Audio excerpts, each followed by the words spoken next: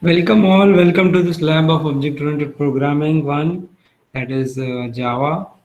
Today we'll be continuing with the next GTU programs, starting from program number 7. Let me first show the disclaimer, then we'll start the session.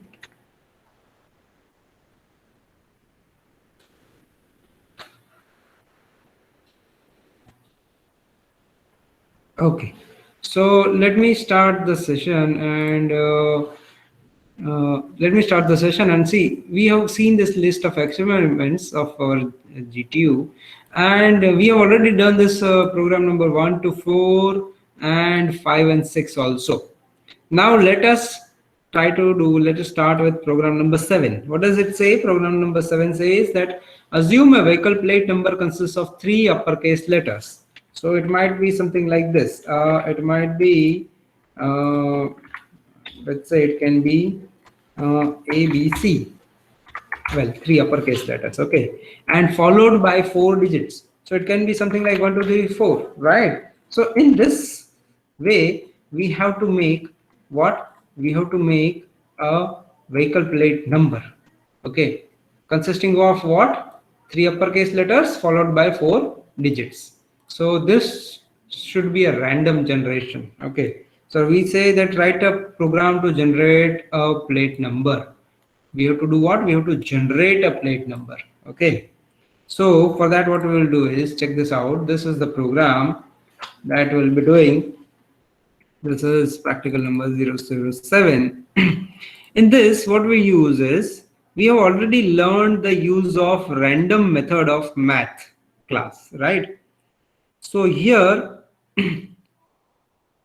we basically what we do is we multiply. See, there are about 26 characters, right? So what do we do is we multiply any random number by 26, okay, and then what we do is let me again zoom it in, okay.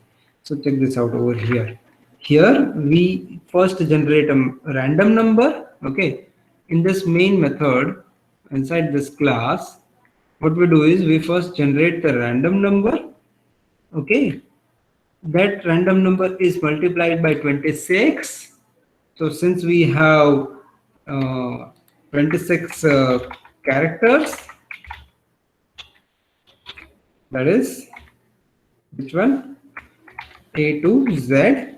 And since this A to Z are the characters that start with the ASCII code 65, A starts with 65, right?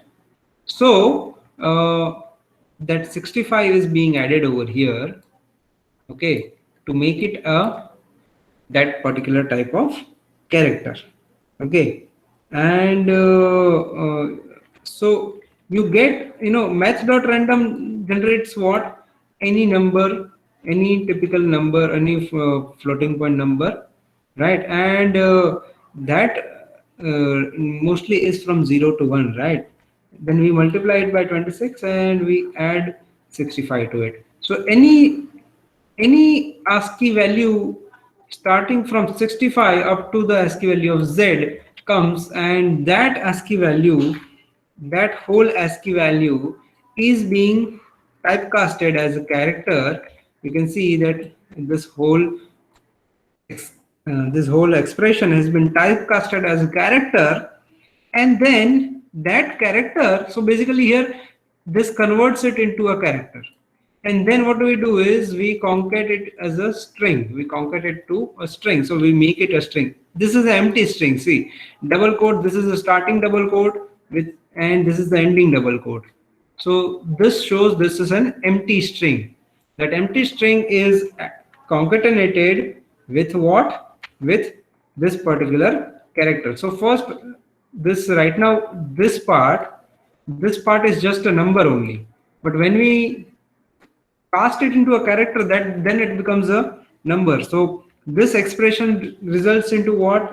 This expression results into an ASCII code, right? And then this casting makes it into a character, and then concatenation with this string makes it a particular single character string, right?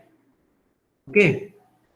So what we do is, right now we generate one character and concat it to this number plate string. Then again we, in the same manner, we call method.random, we multiply it by 26, add it to 65, convert it to character and concat it. See, number plate on this side is what? A string type, right? Number plate is a string type. So when you say number plate plus equal to this, so it will do concatenation operator and assignment operation. It will concatenate the value, current value of number plate with this result, and that new result will be assigned to this particular number plate itself. Okay, so the old value will be overwritten by the new value. Then again a new character is generated and it is concatenated to the number plate. So this may be something like this, that this generates X, then this particular generates let's say X, and then it generates D, and then this particular generates maybe let's say R. So after this third, this row number 15, line number 15, this may be a result. This may be a result. That's why I'm saying why I'm saying this may be, because it is random. Okay, this character generation is random. Okay, that depends on this random function method's value, whatever it is returning. So now we have got what? We have got a string that contains of 3 characters, 3 randomly selected characters. Okay. Then similarly, we say, what do we say? We say math.random, okay, and any random number, okay, and since this random number generates particularly a what? Specifically a decimal point number, so we convert it into a string. Okay, we convert it into a string by concatenating it with the string, and then from on that string, from that particular string, we just get a substring, right, after third location up to 7th location. So that gives us what? 4 different numbers, 4 random numbers generated from this random. And why do we use substring only? Because first 2 digits are basically, you know, one is the digit and the second is the decimal point, right? So it may be generated something like this, maybe 0.2573446, maybe something like this. So we'll take this 4 number in that way. Understand? This is what happens. Okay. So now we get the digits in the form of what? That also in the form of string, and then we concatenate. Okay, and then we can even put a space in between so that it gets recognized. Okay, and here we say generated number plate is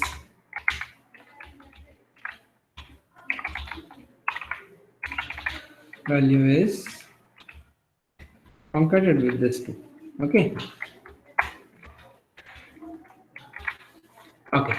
So now if we run this, you will get to see that specifically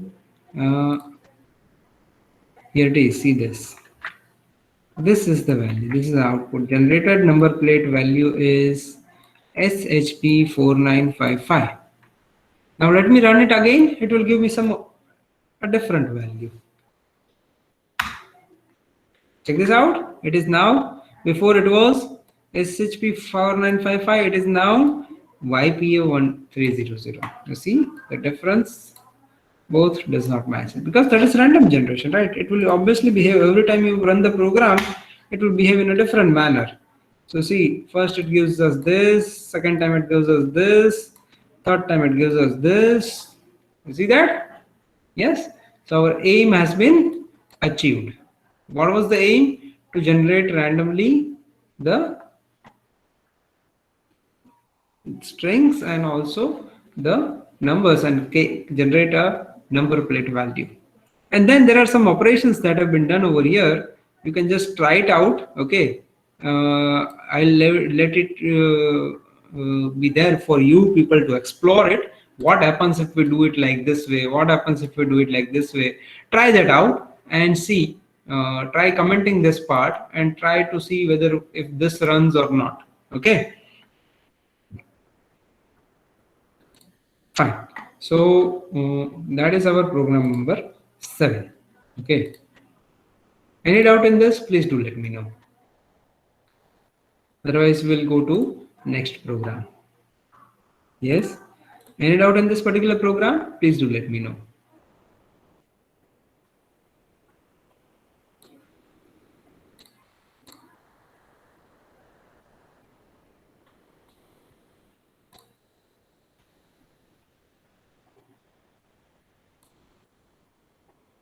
Okay.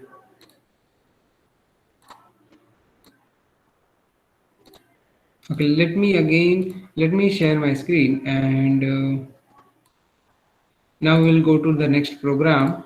The next program is program number 8.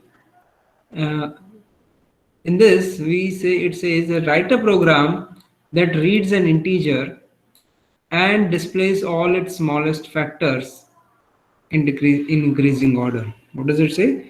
We have to write a program that reads an integer and displays all its smallest factors in increasing order. So for example, if the user inputs the number is 120, the output should be something like this: 2, 2, 2, 3, and 5. Okay. Okay, so how do we find this? How do we find the smallest factors? That is the program over here. That is the okay. So basically, see, this is this when you said 2 into 2, it becomes 4. 4 into 2, it becomes 8. 8 into 3, it becomes 24. Okay, 8 into 3, that becomes 24, and then you multiply 24 by 5, so that becomes 120. Okay, so this becomes the smallest. These are the smallest factors. Okay, so now what we will do is, how will we find this particular program? How we will do that is, normally in on paper, what do we do? On paper, we do something like this. Let me just show you. On paper, we do something like this. Suppose the number is 120. So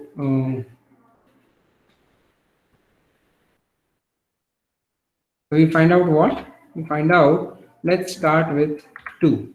Okay. And then it goes to 16. And we again go for 2. Okay.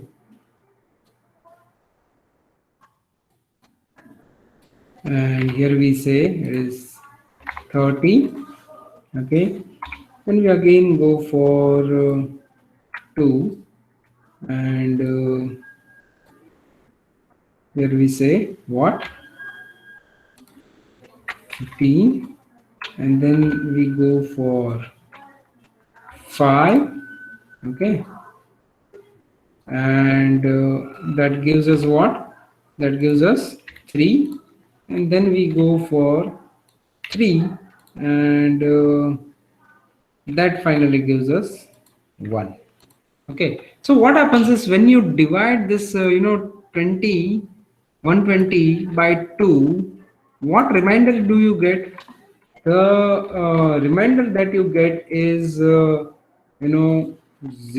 Here also 0, then here also 0, then here also 0, and then here also 0, and then finally here you get 0. Okay, so these are the remainders. Okay, so what we have to find is, if the remainder is 0, right? If we divide this number by any number and the remainder is 0, then that particular number is divisible by this particular number. So let's say that this is number A, and let's say this is the variable I. Okay, this is variable A, this is variable I. So check this out. What we are doing is we are saying first we take the scanner object, then we say enter the number, that's what we print, and then we get the input from the user by saying input dot next int and storing that number into integer variable A. So this, let's suppose user enters 120 as the value of this variable A, right? Now what we do is, now here typically we use the for loop that starts with value 2. It starts the loop of the loop iteration. The value of I starts from value 2. Okay, we check whether A is greater than 1 or not. Okay, we check whether A is greater than 1 or not. Right now, currently A is greater than 1. That's right. So what happens now? Inside the loop, we check if A modulo I is equal to 0, equal to 0. So see what happens. This 0 comes as a result of the modulation operation in between these two. Okay, so what happens over here? It says that 120 modulo 2, is it equal to 0? What does the modulo operator give you? Modulo operator gives you the reminder. It's something like this. Check this out. When you say this is 120, number 120, right, and if you now want to divide it, right, you want to divide it by number 2, then what you will do is you will say first it is 6. Okay, so 2 into 6 you will get 12.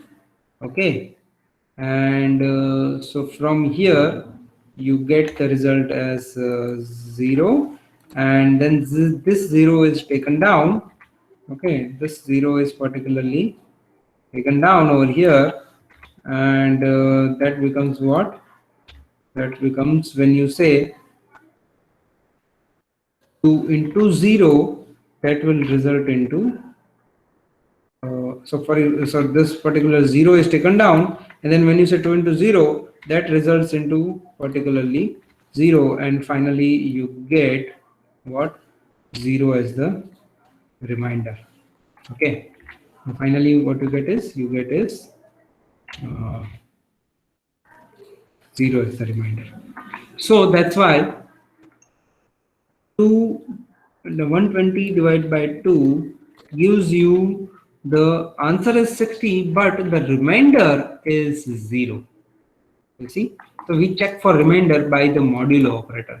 So when you say typically, check this out, when you say that when you say that 120 divided by 2, that gives you result what? That gives you the result 60. That is this particular result. And when you say 120 modulo 2, what does it give to you? Yes, this gives you the result 0. That is nothing but this particular result. You see that? Yes. So by division you get this value, and by modulo operator you get this value. So we are interested in this value. Why this value we are interested in? Yes, we are interested in this 0 value. Why? Because we want to see whether that particular number is divisible by that particular number or not, whether this 120 number entered by user is divisible by our variable I or not. So that's why we check A modulo I. Okay, that's why we check A modulo I, and if A modulo I is equal to 0, then the control enters the loop into this if block, and then we simply print that number. and then we assign new value to I. Check this out. We say A divide equal to I. What is this? This is a shorthand notation. Okay, this is equivalent to saying A is equal to A divided by I. This is equivalent to saying A is equal to A divided by I. Okay, let me just save this.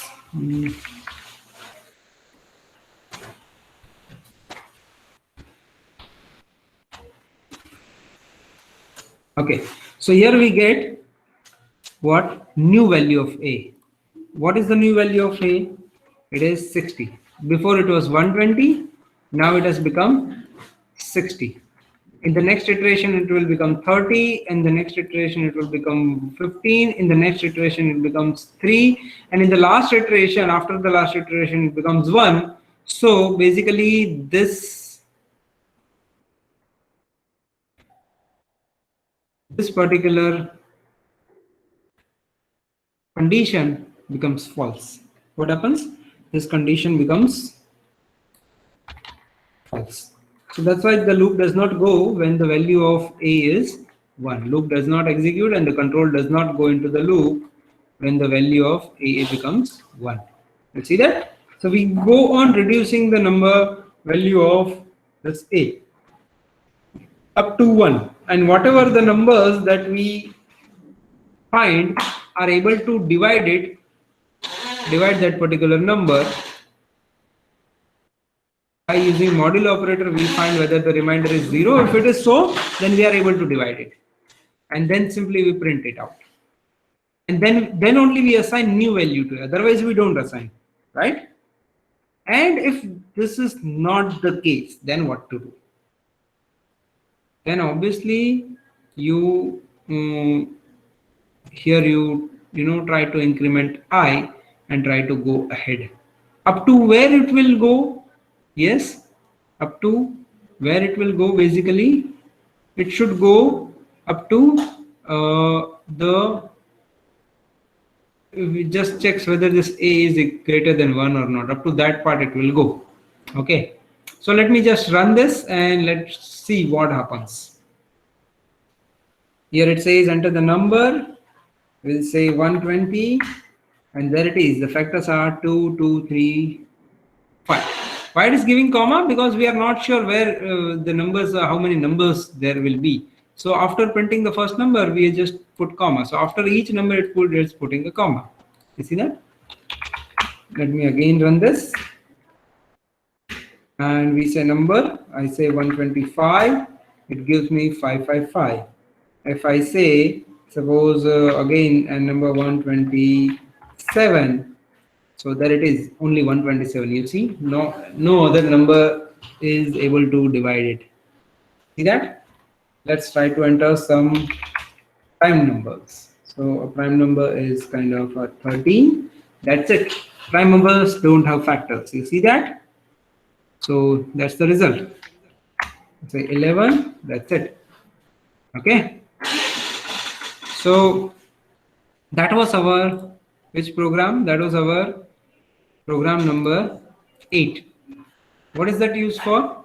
It reads an integer and displays all its smallest factors in increasing order. Okay. So this is how it is doing 2, 2, 3, 2, 2, 2, 3, 5. That's how it is displaying it. Okay, and if it is not able to display, if it is not able to find the factor, then it will show the number itself, because that's what happens. Okay, so that is practical number 8. Now let's go to practical number 9. Practical number 9 says write a method with following method header. And what is the method header? So it is given, we have been given with a particularly a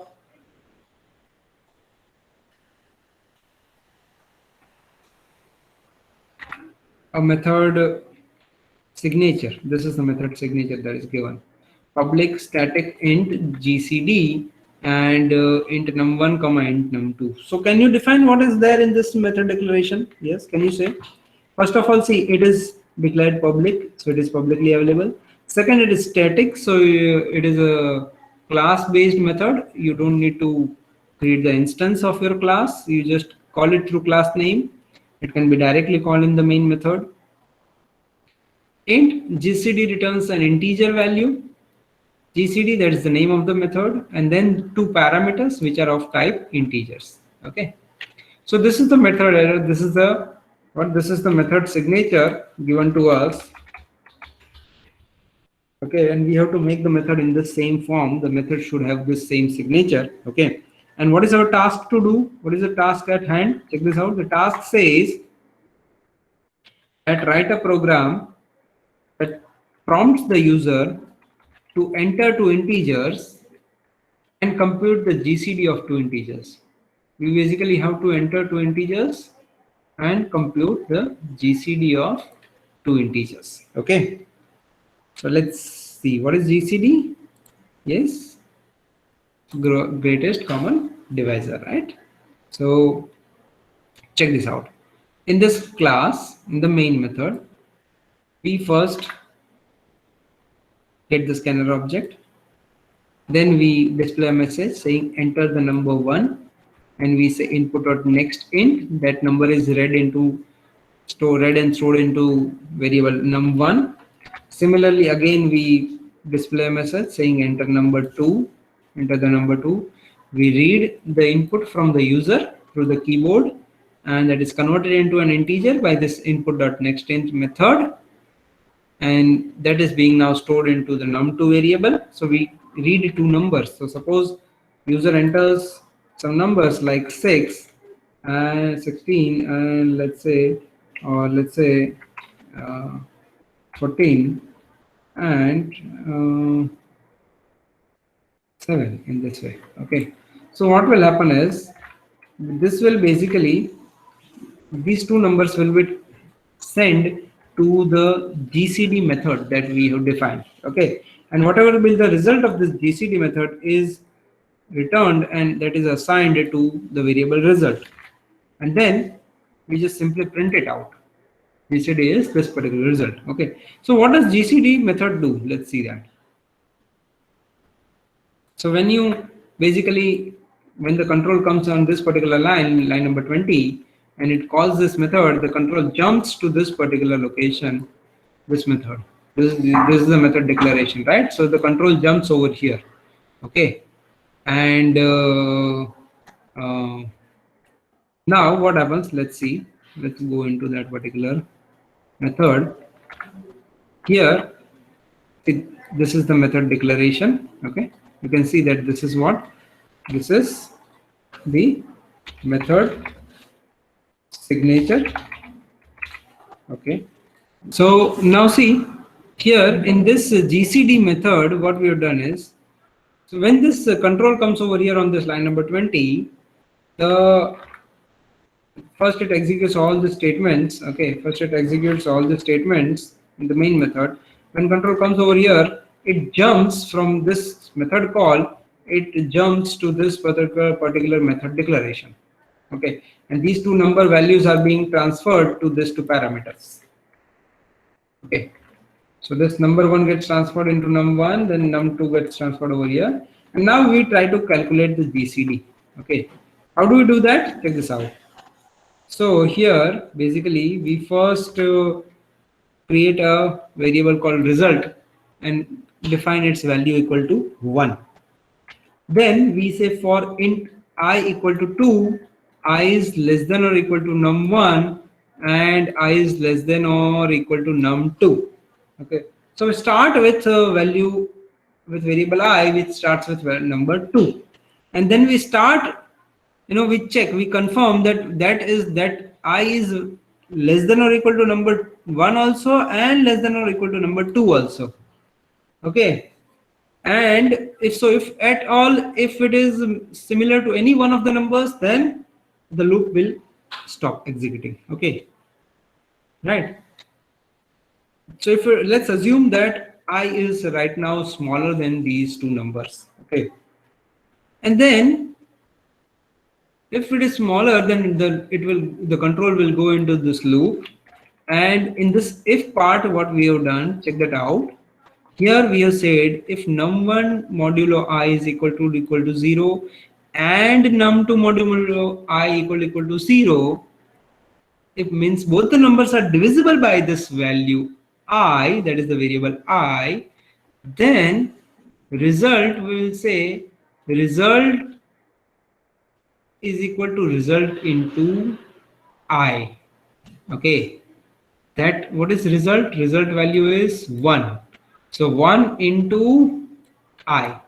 Why multiply with I? Because we want to find the greatest common divisor. So we have to, if a number is dividing able to divide both these numbers, then it should be multiplied with this, this result, and then we will, in this way, we'll get the greatest common divisor. Okay. So this result now becomes 1 into 2 if it is able to divide. If these two conditions become true, then the result will be equal to 1 into 2, that is 2. Okay, then we divide the value of this num1 by I. What was I? This 2. So we divide it by 2. Num2 is also divided by 2. And let's suppose what happens if this, okay, so after this if executes, then again from here the next iteration happens. In that next iteration, it again checks whether the value of I is basically what? Whether the value of I is less than num1 and num2 or not. Okay, and then it will check again. Now if it goes ahead, right, then obviously the value of num1 and num2 has been changed. So now this if part will not be true. So any one of them becomes false, then either this may become true or this may become true, and in that way we will go ahead and we will go on dividing either num1 by I and num2 by I, or simply incrementing it. So if any of this does not match, then after that we increment the number I.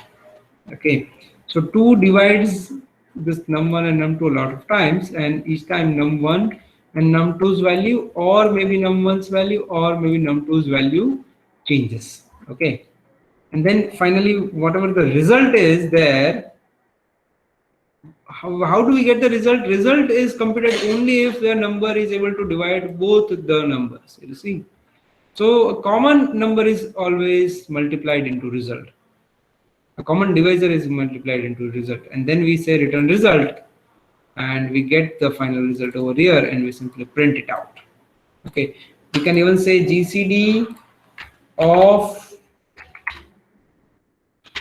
num1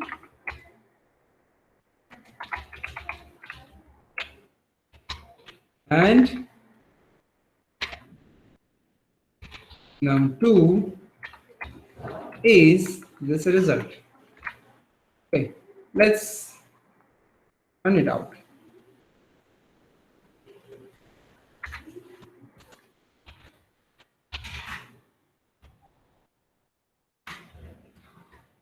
We say 120 and another number is, let's say, 50. So here the GCD is 10. Okay, again we say, let's say 120, 160 it is, and we say 40. Well, that is 40 itself. We say 120 and 60, that is 60, you see. So that is greatest common divisor. Okay, so this is how we find the GCD. Okay, so any doubt in this, please do let me know. Yes, any doubt at all in this particular program, please do let me know. Yes, I've given the example also, right? I've shown the example also. So what I'll do is,